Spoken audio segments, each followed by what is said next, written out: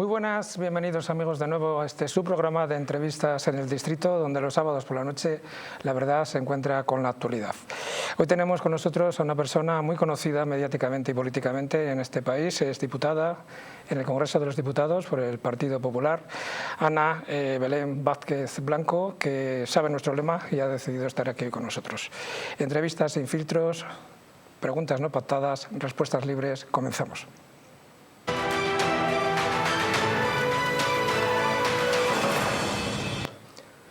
Me hace mucha ilusión presentarles a nuestra invitada de hoy porque fue la primera mujer política entonces que hace ya casi 3 años, como pasa el tiempo, me concedió no solamente una entrevista, sino que fue dentro del Congreso de los Diputados, lo cual le tengo mucho que agradecer. Ana, muchísimas gracias por estar aquí hoy con todos nosotros. Muchísimas gracias a vosotros y muy buenas noches a todos los espectadores. Licenciada en Derecho, eres además miembro del Grupo A de la Administración Local. De la Administración Local. También aprobaste las oposiciones de inspectora de policía, eres diputada desde hace muchísimo tiempo. Una de las cosas que más llevas orgullo es que has sido alcaldesa de tu pueblo actualmente eres portavoz de Interior del Partido Popular y además, que eso lo añado yo, mujer de carácter y muy directa, y luego verán por qué.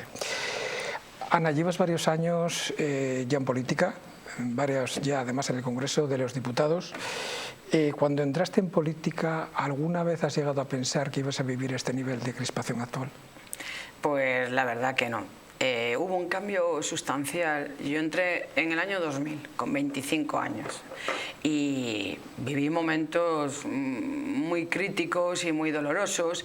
En el 2004, cuando fue el atentado de Atocha, que cambió todo el escenario político, ese atentado, es decir, de ver que se iba a ganar una mayoría absoluta, el Partido Popular, tras ese atentado, pues lógicamente se ha frustrado esa mayoría absoluta y llegó al gobierno Zapatero. Pasamos momentos muy complicados, pero desde que aterrizó Podemos y el populismo en el año 2015, yo ya empecé a ver una agresión. Yo me acuerdo cómo tomamos posesión los diputados con Rajoy, con el rodeo al Congreso, entre los que estaban los que hasta hace poco fueron ministros de Podemos, Pablo Iglesias, toda esta gente que nos estaban allí echando escupitajos, increpándonos, y que bueno, de hecho no nos dejaron salir del Congreso. Yo me acuerdo que salimos hacia las 3 de la madrugada y después quemando contenedores toda la zona. Bueno, pasamos cierto temor incluso por nuestras vidas al salir del Congreso. Esto estoy hablando de cuando estaba gobernando Rajoy, es decir, que ahora me hace gracia cuando hablan de las situaciones agresivas. Esto lo hemos vivido y esto empezó con ellos. Los scratches. Yo me acuerdo, nos hicieron scratches a los diputados delante de nuestras casas, que no estábamos ni nosotros. En mi caso yo estaba en Madrid y le han hecho el scratch a mi familia, que eran los que estaban allí.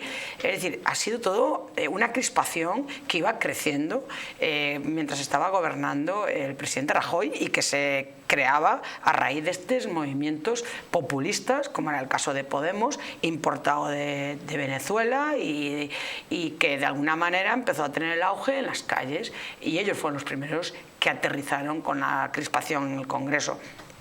Y ahora, pues lógicamente va a mucho más porque hay mucha tensión, que yo muchas veces lo digo, que hay que rebajar esa tensión, que hay que rebajar esa crispación, pero también es verdad que el gobierno hace todo lo contrario. Entonces, yo ya te digo, desde el punto de vista político son unos años muy complicados los que estamos viviendo, pero ya digo, los más complicados que he vivido fue desde que aterrizó Podemos en las instituciones, y como nos han acosado, ha sido tremendo, tremendo.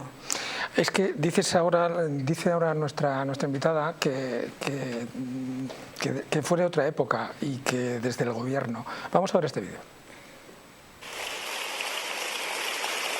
Lo vamos a hacer. Vamos a desterrar el insulto, la crispación y la confrontación, que no aportan nada. La política tiene que ser un ejercicio de transformación, de utilidad para el bien público, para el bien y el interés general. Vamos a desterrar el insulto, la crispación, lo de fachosfera y demás. Entonces, ¿esto cómo va? Pero si pasan cada 2 palabras, una es un insulto al Partido Popular o a Vox. Es decir, nos llaman ultraderecha, nos llaman fango. el ministro Puente insulta al presidente de Argentina, insulta a la presidenta Ayuso, nos insulta a todos los españoles, le llama a un periodista que no sea afín, lo insulta. Es decir, están todos los días insultándonos continuamente. En el Congreso de los Diputados no hay un día en el que no haya insultos hacia mi partido. Pero que ahora vengan ellos a decir que no querían crispación cuando se encargaron de generar la crispación, es que me parece absurdo, y que haya gente que le compre estas teorías. Lógicamente, en estos momentos el señor Sánchez solo está obsesionado con crear bloques entre los españoles, en dividirnos, en tensionarnos y en insultar y volver otra vez a los buenos y a los malos, cuando todo lo contrario. El proyecto nuestro del Partido Popular es romper ese muro que él quiere levantar entre los españoles, porque no lo vamos a permitir. Porque los españoles queremos que nos hablen de economía, de empleo, de familias, de la ley del ELA, de la seguridad en nuestras calles. No quieren ver este teatro constante al que nos está sometiendo Sánchez a todos los españoles, para que no se hable de los problemas reales que sufren los españoles. Y entonces, cada vez que le llevas la contraria, eres facha. Le votas que no, sois el fango. Oiga, no, ustedes son el fango, porque son los mayores creadores de bulos. El gobierno es una máquina de fango, de crear bulos constantemente. Lo hemos visto desde la pandemia y lo seguimos viendo en la actualidad. Pero una pregunta, Ana, una persona como tú, que diariamente te reúnes con muchísima gente, con muchísimos colectivos, además tú como portavoz de Interior muchísimo más, gente que tiene problemas serios que luego los vamos a analizar. ¿Tú no crees que esto a esa gente que de verdad sufre día a día le aleja de la política? Por supuesto que le tiene que alejar, porque este señor no quiere que se hable de los problemas reales. Es decir, somos el país de Europa con la mayor tasa de paro femenino. Somos el país de Europa con la mayor tasa de paro juvenil. Somos el país de Europa con la mayor tasa de pobreza. Por eso es de lo que tenemos que estar hablando. Y en cambio el señor Sánchez no quiere que hablemos de eso, no quiere que hablemos de los problemas reales, de cómo se están endeudando las familias. Cada vez, el otro día salía una noticia, que la agencia tributaria, a pesar de que subió los impuestos, prevé recaudar menos por el IRPF que hace un año. ¿Por qué? ¿Porque se lo llevaron a Andorra, las pequeñas familias? No, porque las familias son más pobres. Este es el problema, por eso están recaudando menos por IRPF. La cesta de la compra, desde que está Sánchez, se ha encarecido un 37%. Vamos al supermercado y vemos cómo está la cesta de la compra, vemos cómo están los alquileres, que no se solucionan precisamente regulando el tope de los alquileres, porque nadie va a alquilar del momento en que tú le digas lo que tienes que cobrar, aún encima con una ley que permite que después no seas capaz de echar a tu inquilino. Es decir, que en vez de favorecer al propietario, estamos ante un gobierno que favorece al ocupa. Entonces, no quieren que hablemos de eso. Cuando las viviendas, la ocupación ha subido un 40% desde que está Sánchez y los de Podemos y Sumar en los gobiernos. Esto empezó en el 2015. Cuando ellos llegaron a las alcaldías con Colau, que era ocupa, y favorecieron la ocupación. Y yo siempre digo, al ocupa hay que desocuparlo y al propietario hay que protegerlo. Porque si hay una persona que tuvo la suerte de trabajar como un burro toda su vida para poder tener otra vivienda y poderla alquilar, pues oye, genial por ese propietario, pero lo que no puede ser decir, no, te ocupo tu casa porque es una familia vulnerable. No, oiga, señor, no. Aquí si hay un problema social y hay familias vulnerables, el gobierno es el que tiene que resolverlos. No es el propietario con su piso y con sus ahorros, es el gobierno. Sánchez prometió 400.000 viviendas, a día de hoy ni una hemos visto. Entonces lo que no va a pretender este señor es que los propietarios, que los ciudadanos dejen libres sus casas, que se las ocupen para él resolver el problema de la vivienda. Ya solo faltaría, esto es una coña. Luego, Ana, vamos a hablar precisamente de la ocupación, pero mira, se dice que mucha culpa de lo que está ocurriendo en este país, la crispación, ha venido por el tema de la amnistía. No tanto por la amnistía en sí, que ya de por sí es un tema bastante delicado, como muchos juristas aseguran, sino por lo que se decía hasta justo el día antes de las elecciones y lo que se decía después. Vamos a ver este vídeo y a ver qué opina nuestra invitada. El ciudadano Puigdemont debe presentarse ante la acción de la justicia. La amnistía no está reconocida en nuestro ordenamiento jurídico. La amnistía no está contemplada en la Constitución española. No cabe la amnistía en nuestra Constitución.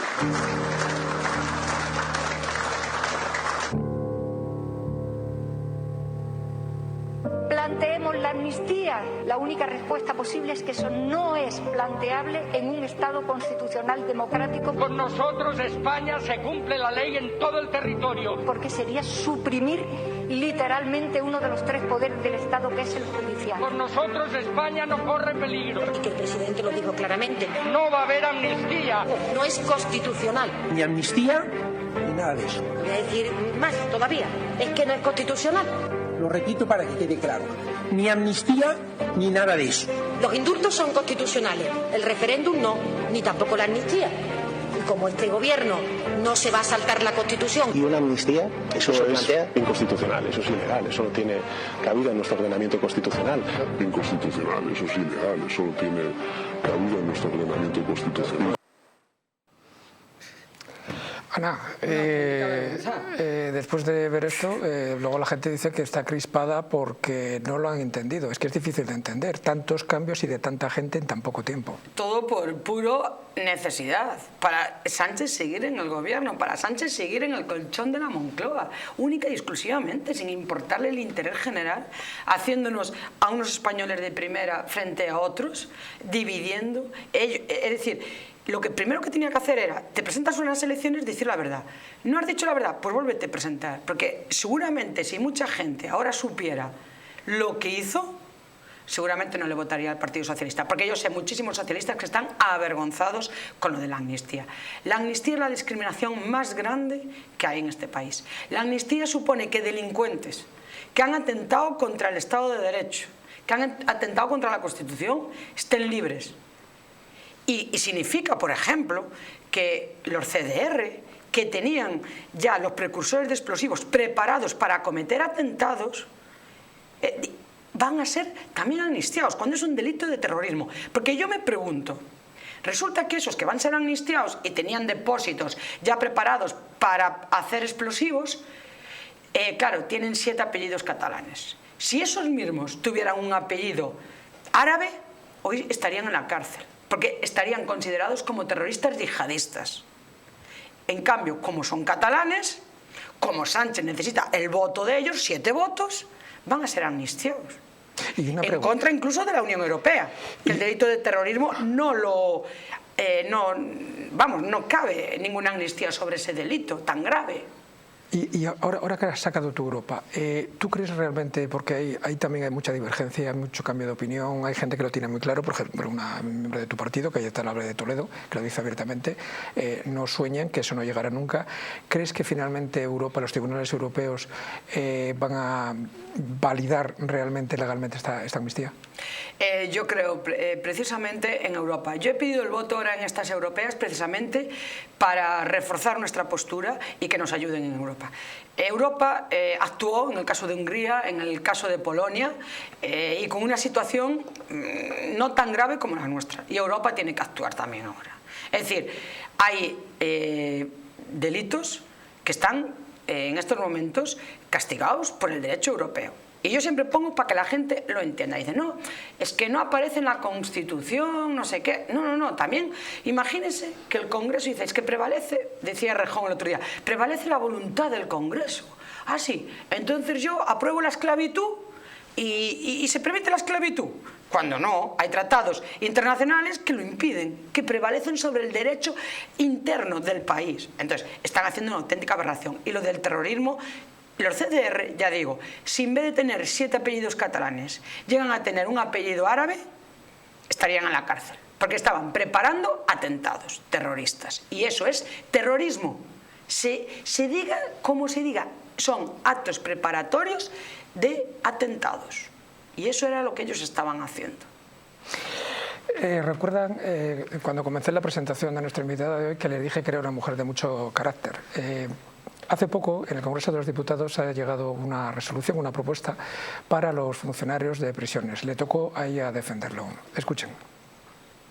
Es que salude antes a los funcionarios de prisiones que están en la tribuna, ACAI, UGT, CESIF, Tu Abandono Me Puede Matar, APFP, y espero que Tony ya dejara de recorrer los alrededores del Congreso y ya esté dentro. A todos muchas gracias.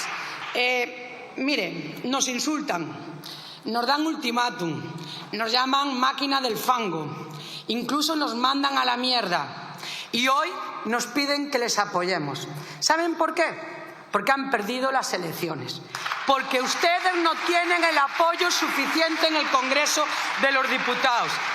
Y mire, señores del PSOE, lecciones de política de Estado, ustedes ni una. Tendrían que estar agachados todos debajo de los escaños. Sí, si quieren pedirle algo en política penitenciaria, hoy ustedes no tenían que pedirle al Partido Popular, tenían que pedirle a sus socios naturales. ¡Oh, casualidad! Su socio natural resulta que son los herederos de quienes secuestraban y asesinaban a funcionarios de prisiones y que hoy no les van a apoyar. ¿Por qué no le pide a sus socios naturales que ayuden a esclarecer los 377 crímenes de ETA que todavía no se esclarecieron? Pídaselo con la misma fuerza con la que nos pidió a nosotros que le apoyemos hoy, para no pasar el bochorno que tienen que pasar de que pierdan otra ley en el Congreso de los Diputados. Recuerden que se lo dije, no mentía. Ana, vamos además sin papeles. Y sin papeles, sí, que es como se debe de llevar las cosas al Congreso. Por cierto, que creo que en el Parlamento inglés no permiten ir con papeles para leerlos, creo, que tengo entendido. Y en Argentina creo que tampoco, por lo menos antes. Vamos a ver una cosa. ¿Cuándo de una vez estas, que son más que justas, reivindicaciones de los funcionarios de prisiones que tienen una profesión durísima y peligrosísima, de una vez, no voy a decir ningún exabrupto porque no puedo, de una vez se va a dar solución a esas demandas más que justas que llevan años con ellas? Bueno, pues yo tristemente tengo que decir que el Gobierno está otra vez retorciendo el proyecto para que no salga adelante. Nosotros en el Senado, el Partido Popular presentó la iniciativa para declararles agente de la autoridad y se aprobó en el Senado. Vino al Congreso y ahora se podía continuar el trámite. Bueno, pues lo que hace inmediatamente el PSOE es pedir ampliación de plazo de enmiendas hasta el 3 de septiembre. Es decir, no podemos empezar a tramitar esto hasta el 3 de septiembre. Pues que a lo mejor llegamos ahí y vuelven otra vez a pedir otra ampliación de plazo de enmiendas. El PSOE presentó un texto prácticamente idéntico al nuestro, que lo que teníamos que hacer era ya consensuarlo y trabajar, pero el Gobierno no se está dando largas. En estos momentos yo vi el día de este debate, todos sus socios le votaron en contra. Sus socios naturales creen que los funcionarios de prisiones son malos por naturaleza y entonces le votaron en contra. Por eso tuvo que el Partido Popular respaldar esta iniciativa en favor de los funcionarios de prisiones como partido de Estado para que saliese adelante. Nos están dando largas y la situación de los funcionarios de prisiones, como dice usted, es muy complicada. De media, 3 funcionarios son agredidos cada día. Y no son reales los datos, porque aquí Marlaska solo contabiliza aquellos funcionarios que hayan tenido una baja médica. Si no, no lo consideran lesiones. Entonces, si tú lo comparas con Cataluña, en Cataluña pasaron de 300 a 1000, cuando ahora ya cualquier tipo de agresión a un funcionario es contabilizada. Pues puede ser incluso psicológica, puede ser empujones, actos que no necesiten baja médica. Entonces, estamos hablando de que, aunque nos dicen que son más de 500 al año, son mucho más a nivel nacional. Entonces, hay que reforzar el principio de autoridad, hay que darles amparo a la gente que está en el último eslabón de la cadena de seguridad. Y después hay que creer en el sistema penitenciario, porque, por desgracia, el sistema penitenciario durante este gobierno de Sánchez solo se utilizó para el servicio de Sánchez. Es decir, Marlaska se colocó al frente de instituciones penitenciarias solo para acercar los presos de ETA, que todos recordaremos que eran 5 votos de Bildu a cambio de acercar presos cada semana. Cada viernes acercaba presos, hasta que acercó 367 presos al País Vasco. Solo se utilizó la política penitenciaria para eso y para favorecer terceros grados. Y quiero poner una información sobre la mesa. En una pregunta parlamentaria pregunté cuántos terceros grados, es decir, cuánta gente se puso en libertad en contra de las juntas de tratamiento de las prisiones desde que está Sánchez. Pues bien, desde que está Sánchez, 3.753 reclusos fueron puestos en libertad en contra de las prisiones, que son los que conocen al recluso. Entre ellos, el asesino del niño del Ardero. No sé, todos recordaremos, es que a mí me gusta siempre recordarlo, porque no quiero que esto se olvide, de cómo desde un despacho de Madrid se puso en libertad a un asesino en Lardero que salió de prisión y a los 2 días violó y asesinó a un niño. No tenía que haber salido de prisión porque tenía un informe desfavorable, pero el buenismo penitenciario al que nos está acostumbrando Sánchez hace eso, que 3.753 reclusos estén en nuestras calles en contra de los criterios de las prisiones. En este vídeo que hemos visto ahora mismo, haces mención sobre la marcha para el que no hay dinero, para el tema del fichaje de este muchacho David Broncano, creo que se llama.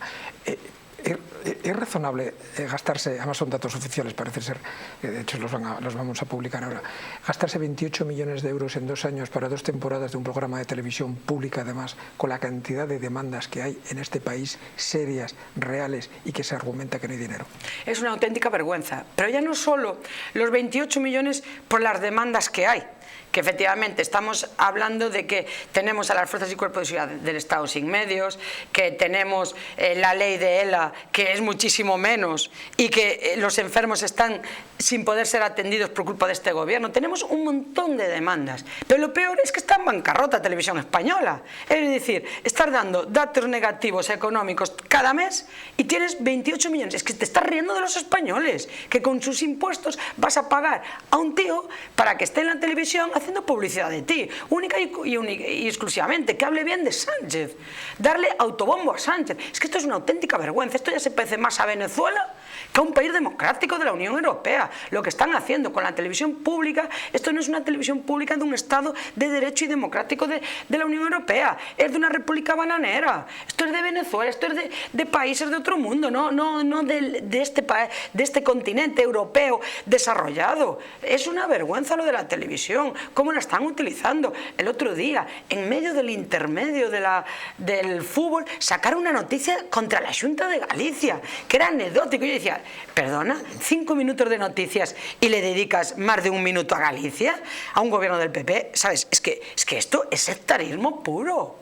Y ahora con este fichaje, es decir, no tienes para pagarle a la televisión, no tienes para pagar medios a la policía y los envías en un flotador a la muerte a los guardias civiles en Barbate y tienes 28 millones ahora ahí. ¿Pero qué cachondeo es este? Nuestra invitada, además de carácter y de claridad, parece que tiene también dotes de adivina. Y si ustedes se preguntarán por qué, escuchen.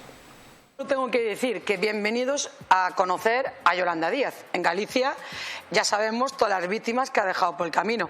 Empezó en el Partido Comunista de España, acabó con él, se fue a Izquierda Unida, acabó con él, entró en la agrupación galega de izquierdas con Beiras y ni Fraga fue capaz de acabar con Beiras, pero Yolanda Díaz fue capaz de acabar con Beiras.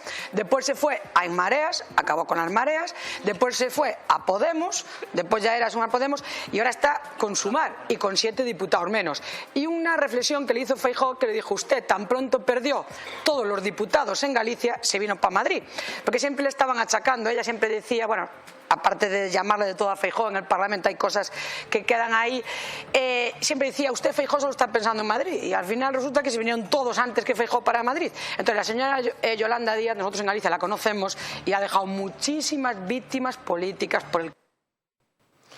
Viendo lo que está pasando, pues nuestra invitada tenía parte de razón. ¿Crees que el tiempo de Yolanda Díaz en primera línea de la política está al límite?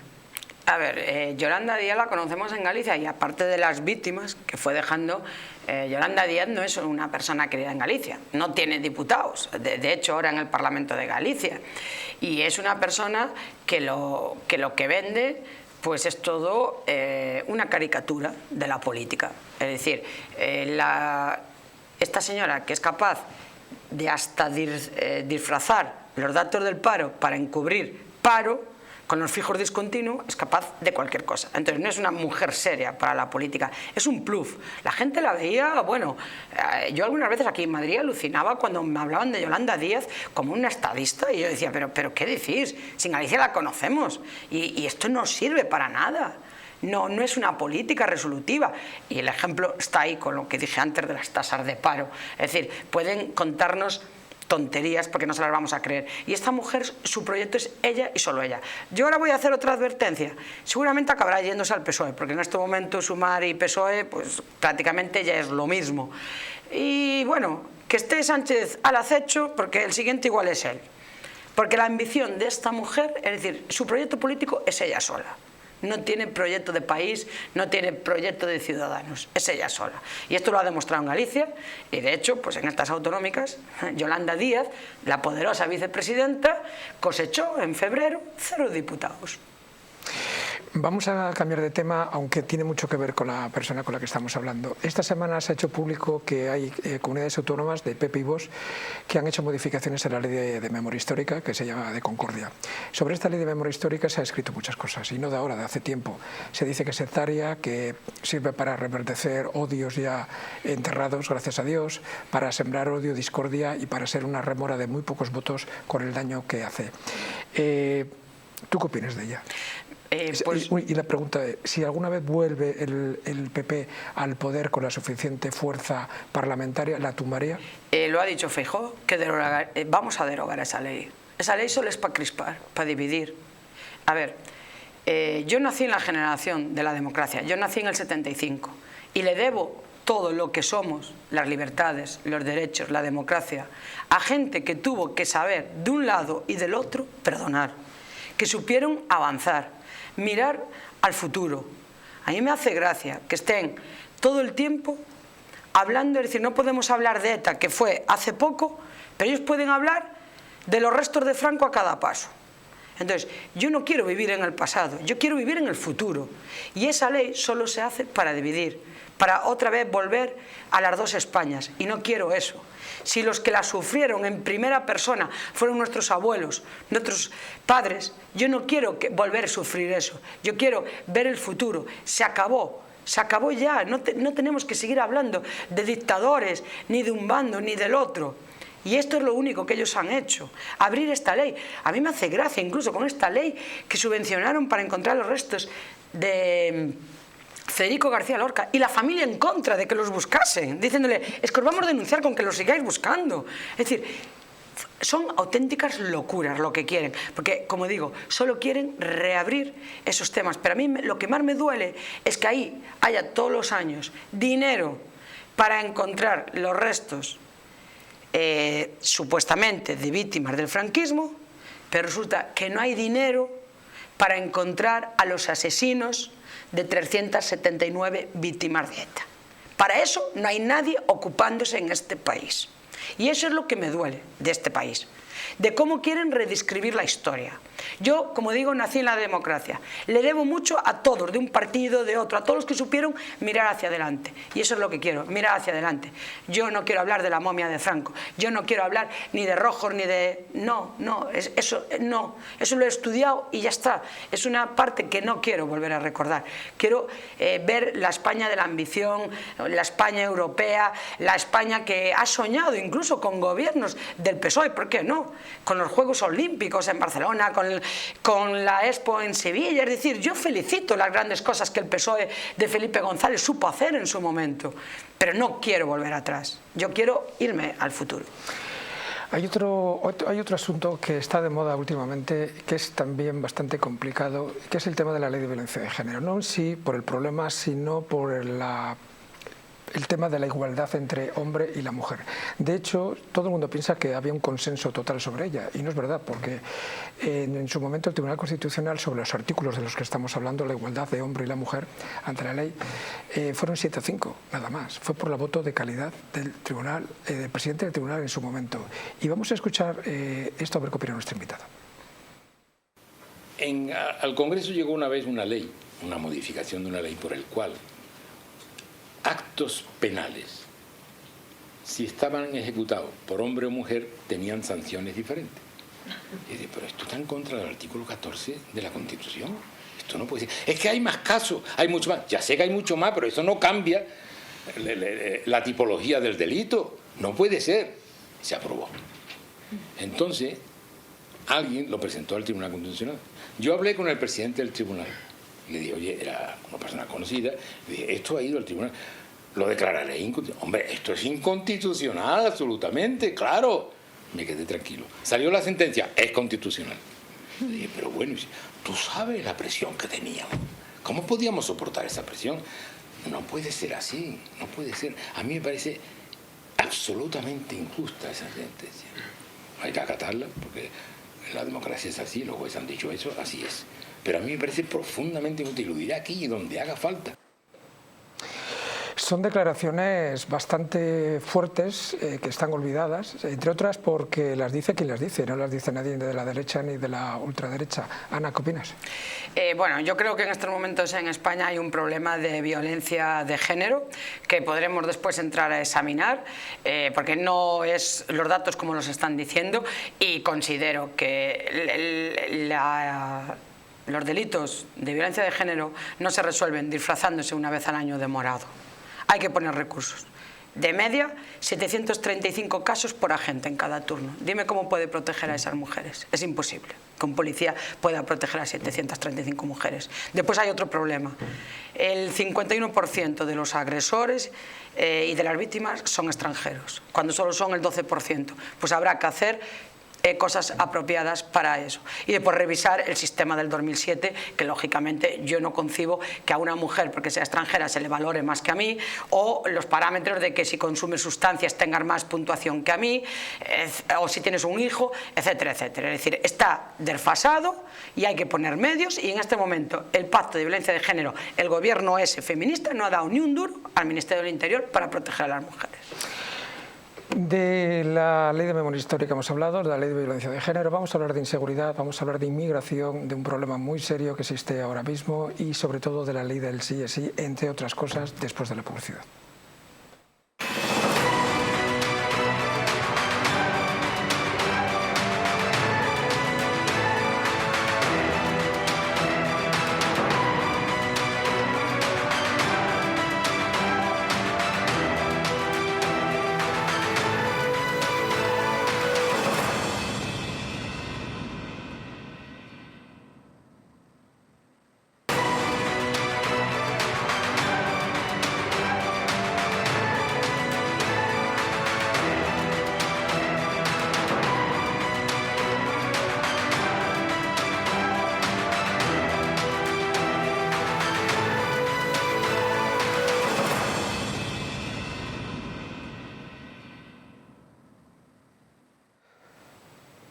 Bienvenidos de nuevo, muchas gracias por permanecer en sus asientos para vernos. Estábamos hablando de leyes polémicas, de leyes que quizá tengan un buen fin, un buen objetivo, pero los resultados evidentemente no se están dando.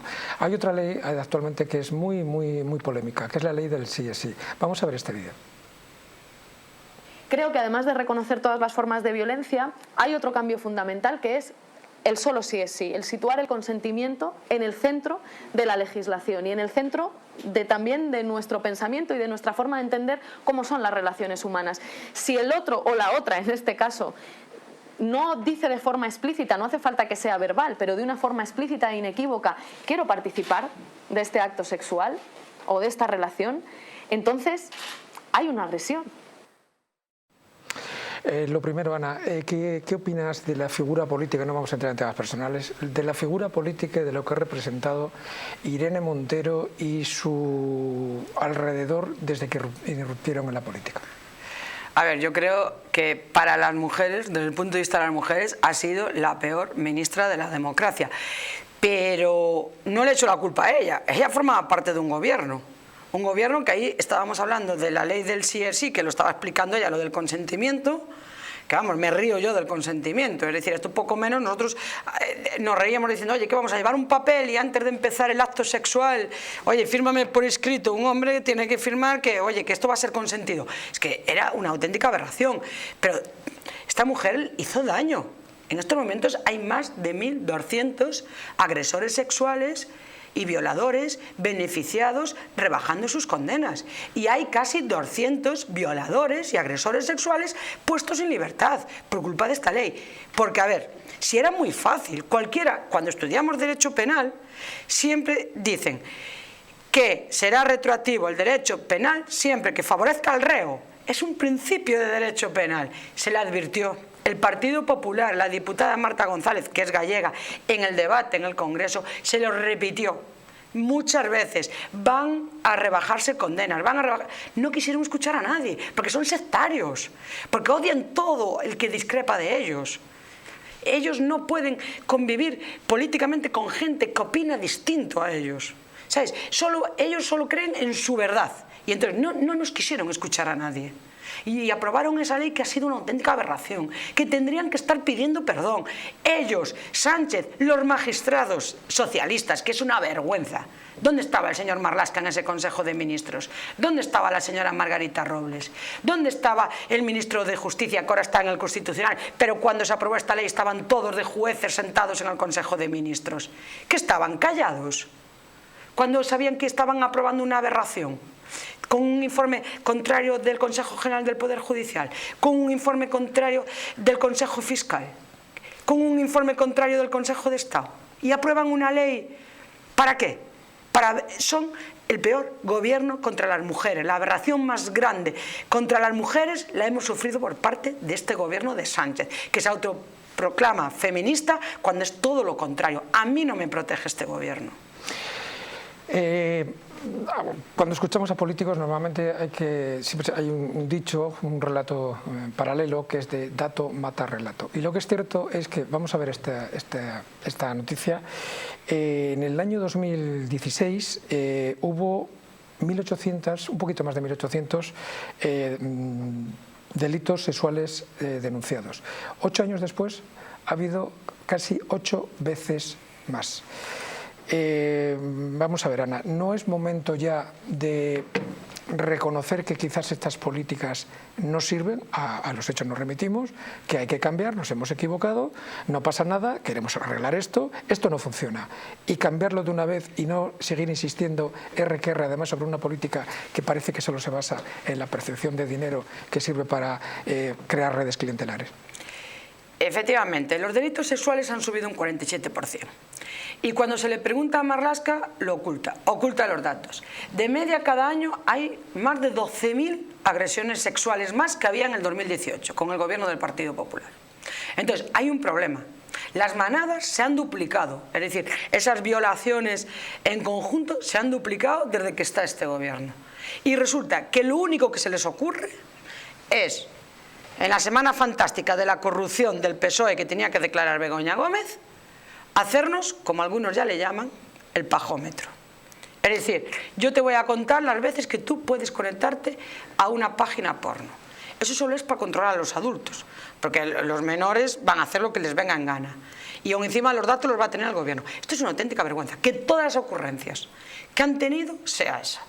Primero, habrá que saber quiénes cometen esos delitos. Y entonces habrá que hacer educación sexual, por supuesto.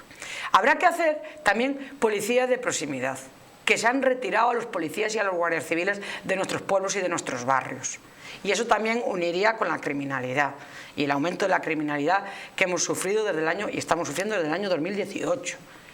Es decir, hay que hablar y ponerle coto a esta realidad. Ahora, tapando, ocultando los datos, no vamos a resolver nada. Sin presencia policial no vamos a resolver nada.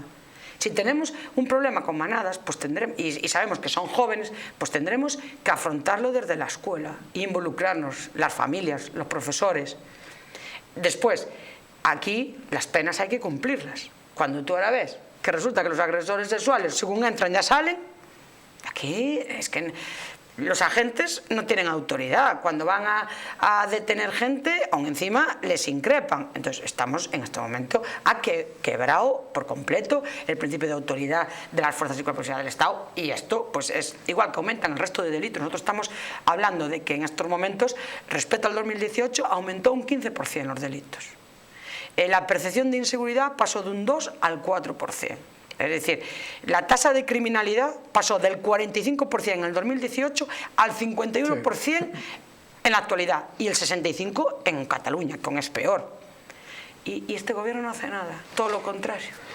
Lo que sí que está claro es que hasta hace muy poco tiempo, pero muy poco tiempo, cualquier persona que hablase del tema de la inmigración como un problema era tachado de racista o xenófobo.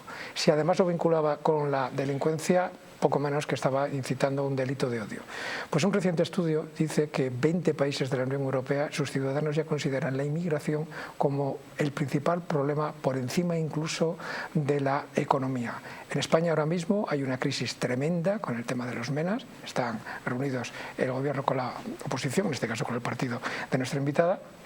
¿No es hora quizás de sentarse y más allá de tirarse los trastos a la cabeza de ver quién es más racista, valorar que hay muchísimos ciudadanos en Europa y en España cada día más preocupados por esto, que es un problema real, que hay que sentarse y que hay que empezar a hablar sin utilizar tintes ideológicos, Ana? Efectivamente, mira, el problema de la inmigración es un problema global y que viene para quedarse. Y en el caso de España, nosotros demandamos que la Unión Europea se implique. Nosotros somos la frontera sur de la Unión Europea y efectivamente la gente está preocupada por el aumento de la criminalidad. En Cataluña el 51% de los reclusos son extranjeros, a pesar de que solo representan el 6,5% de la población. Pues claro que hay un problema y hay que afrontarlo. Y hay que hablar de los datos. Y no nos pueden tachar de xenófobos ni racistas. O en el caso de la violencia de género, así como el número de agresores por cada 100.000 habitantes representa el 1,2 en los españoles, en los extranjeros representa el 3,6. Es decir, que son agresores hacia las mujeres más violentos. Entonces, tenemos un problema y hay que tener esos datos. ¿Y qué proponemos frente a eso? El problema no son los MENAs, estos niños, que son 347 niños que nos van a distribuir. A Galicia creo que le vienen 20. Ese no es el problema. El problema es todo lo que entra, los adultos. Es decir, de media entran un 8% de niños y un 4% de mujeres. El resto entran adultos. Frente a eso, ¿qué hay que hacer? Oye, cumplir las normas. Y primero, por ejemplo, los países de readmisión, hay que hacer los convenios y tienen que readmitirlos. Con Marruecos tenemos un convenio de readmisión de MENAs y no los está haciendo cumplir. Dicen que somos amigos de Marruecos, resulta que Marruecos está riendo de España. El 60% de la inmigración que está entrando desde Marruecos. Marruecos está de brazos cruzados. Está viendo cómo nos invaden a nosotros. No está haciendo absolutamente nada. Después, oye, que alguien cometa un delito, pues tienen que echarlo. En estos momentos, este gobierno, África, se ríe de él. Cuando estaba Zoido y el Partido Popular, de media, se retornaba un 40% de los que entraban. A día de hoy no llega al 6%. Se quedan todos aquí. Entonces, eso no puede ser. Tenemos que hacer cumplir la ley. O, por ejemplo, se me ocurre, oye, que ahora entra un menor. Vale, yo atiendo a ese menor, porque somos un país democrático, solidario y tenemos que cumplir unas normas internacionales. Igual que hay el acuerdo de asilo y refugio en la Unión Europea, que se reparten por todos los países de la Unión Europea, pues lo tenemos que asumir con este problema que hay en Canarias y repartirlo en el resto de comunidades autónomas. Pero ojo, por ejemplo, un niño, vale, Marruecos no identifica a la familia, porque Marruecos juega con eso. Entonces no identifica a la familia, entonces es el niño que se tiene que quedar. Ah, pero al año que viene pide la reagrupación familiar. No, pues no te la voy a dar. Modifiquemos la ley de extranjería. Oye, pues tú no te voy a dar la reagrupación familiar porque no tenías familia hace un año. Y después otro problema de base. Marruecos no está cuidando a esos menores. ¿Por qué no criticamos a Marruecos? Pero, Ana, precisamente ahí va yo. Mira, aquí este programa ya sabes que hacemos preguntas a veces un poco delicadas. De hecho, la gente quiere venir por eso. Porque y a mí me parece bien. Que la gente se atreve. Pero mira, porque en otros medios seguramente no se atreven a preguntar. Mira, yo creo que en España nadie está en contra de que vengan menores no acompañados. Lo que pasa es que hay un discurso que no, hay gente que no lo entiende. Primero, ¿qué guerra hay en Marruecos? ¿De qué guerra vienen estos niños? ¿Quieres que me atreva a decirlo? No. Marruecos está actuando con zona gris. Yo te pregunto. Está mandando niños para que gastemos España, dinero y costearlo. Sí, pero mira, España ahora mismo España está en una situación de alerta, de tensión máxima política, que de hecho esta semana se está hablando incluso que si se romperán gobiernos por un tema de MENAs. Con lo cual tenemos que entender todos que es un problema. Vamos a ver esta noticia que ha salido hoy. Marruecos compra 2 satélites por importe de 900 millones de euros para espiar. Hay gente en la calle que lo que no entiende es, si yo no me quejo, no digo por mí, ojo, la sociedad en su conjunto, hay una parte muy importante de la sociedad, que por supuesto, ¿cómo no vas a ser solidario con niños? Pero es que vamos, sería absurdo, no eres humano. Lo que no entiende nadie es que como un país no tiene dinero y estamos gastándonos nosotros 100 millones de euros solamente en Cataluña, ha salido publicado en el diario La Razón hace poco, y resulta que Marruecos tiene 900 millones para comprar satélites para espiar a países ajenos. Ese es el discurso que la gente no entiende. Sí, no sé si estarás de acuerdo o no. Sí, a ver, puedo comprar parte de ese discurso, pero yo lo que estoy diciendo es que en estos momentos Marruecos, su manera de presionar también es enviando niños, ¿eh? Ojo, no lo olvidemos. Y después, el tema de los menas que rompe gobiernos. Bueno, el año pasado... Esto lo estáis diciendo... No, es que el año pasado a mí me hace gracia. Vox quiere romper gobiernos porque tiene del otro lado a una persona que se llama Albís y que entonces están peleando por el discurso a ver quién es más valiente en ese discurso o más todopoderoso, como digo yo. Pero el año pasado mi comunidad tuvo más inmigrantes que de los que vamos a llevar ahora. Ahora vamos a llevar 20. El año pasado tuvimos 340. Sí. ¿Sabes? Y así otras comunidades. Entonces el año pasado no fue un problema cuando nos lo repartieron. No se rompieron los gobiernos. Vox no decía nada. ¿Por qué lo dice ahora? Porque tiene a otro partido, a la otra derecha, detrás de ellos. Entonces están compitiendo a ver quién es, de alguna manera, el más populista en el discurso de la inmigración. Y en este discurso que dices tú ahora, ¿tú no crees también que está siendo el más inteligente Junts y Esquerra Republicana, que dicen que no los quieren en Cataluña y nadie habla de ello? ¿Sabes lo que? No los quieren ahora. Bueno, desde que ven, no tanto problemas, desde que ven los barrios copados. Entonces ahora no los quieren, pero fueron los que se encargaron de solo llevar inmigración de África, porque te acordarás que Jordi Pujol no quería inmigración de Latinoamérica, como hay en Madrid, que hay más latinoamericanos, por el idioma, no querían que se hablara español, entonces solo los querían de otros países, por eso hay tanta inmigración de África en Cataluña que no la hay en otros países, es decir, el 56% de la inmigración, toda procedente del Sáhara, etcétera, están en Cataluña, porque ellos propiciaron ese acercamiento de ese tipo de inmigración. Ojo, y ahora ven cómo está desbocado el sistema en Cataluña. Y ahora ven que efectivamente hay una criminalidad, como he dicho, el 51% de los reclusos son extranjeros y efectivamente hay una vinculación que no existe en el resto de España. Por otra parte, ¿nosotros qué defendemos? Que vengan inmigrantes con trabajo, vinculados a trabajo. Yo soy hija de emigrante. Mi padre estuvo en Venezuela y mi padre para irse a Venezuela, ya de aquellas, en el año 52, en el barco este Serpa Pintos, que cruzaba muchísimo gallego y canario, ya tenía que llevar sus papeles. Y hasta que tuvo un contrato de trabajo, no pudo irse a Venezuela. ¿Vale? Esto era el año 52. Entonces, ¿qué queremos? Pues oye, vinculación con el trabajo. Que una empresa dice, oye, yo necesito tantos jornaleros, pues que se haya convenios con esos países para decir, oye, necesitamos 200, necesitamos 300, porque yo lo veo aquí, en Madrid, la hostelería, los hoteles, hay cantidad de servicios, o incluso en Galicia, desbrozando monte, las empresas que están desbrozando, son todos extranjeros. Entonces, ¿necesitamos esa mano de obra? Por supuesto, o incluso para cuidar a gente mayor. La mayoría están siendo extranjeros también. Entonces, pero ahora sí, de manera ordenada y regulada y legal.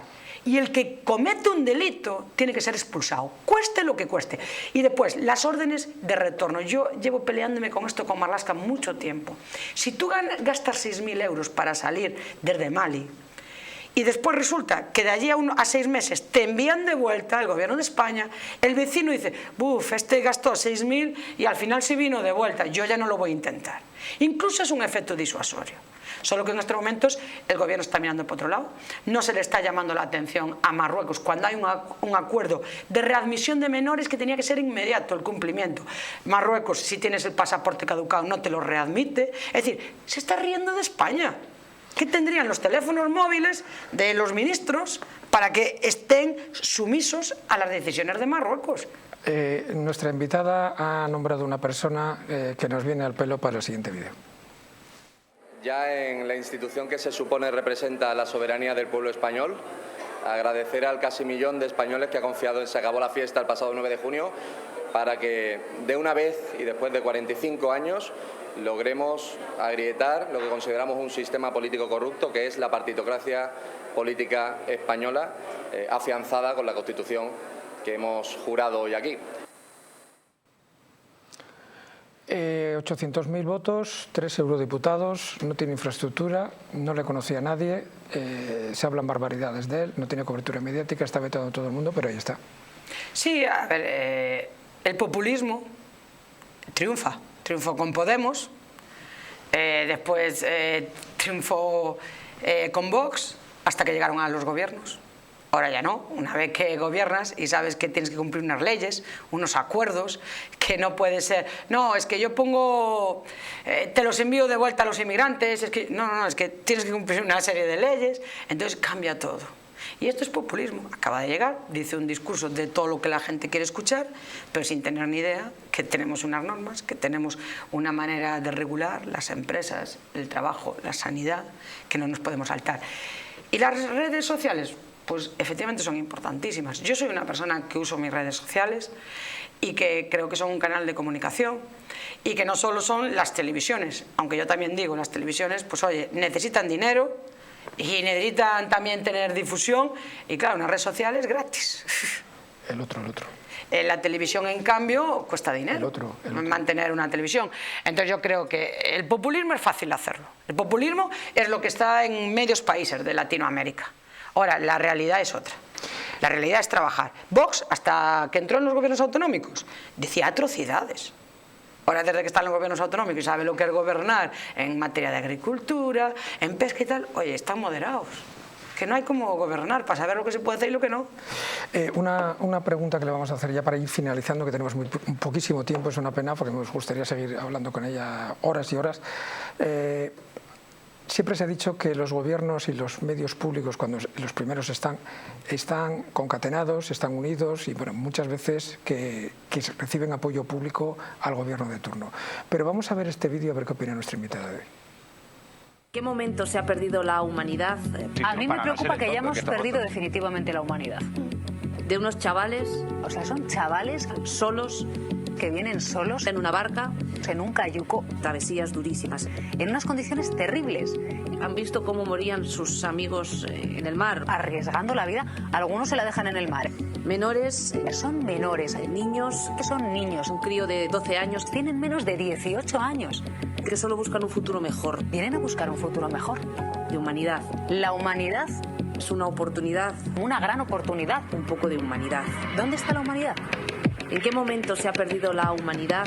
A mí me preocupa que hayamos perdido definitivamente. Sorprende un poquito. 5 segundos para despedir a nuestra invitada. A ver qué opina. La televisión propaganda del gobierno pagada con los impuestos de todos los españoles. No hay sinvergüencería más grande. Ana, ha sido un placer enorme haberte tenido aquí, de verdad. Me hacía muchísima ilusión cuando se planteó este nuevo proyecto, porque, insisto, soy bien agradecido y fuiste la primera mujer política ya importante que me concediste una entrevista, además, insisto, en la Casa de Todos, en el Congreso de los Diputados. Que sepas que este es tu programa, que esta es tu casa y espero verte por aquí para la próxima temporada. Muchísimas gracias y nada, a vuestra disposición, yo encantada.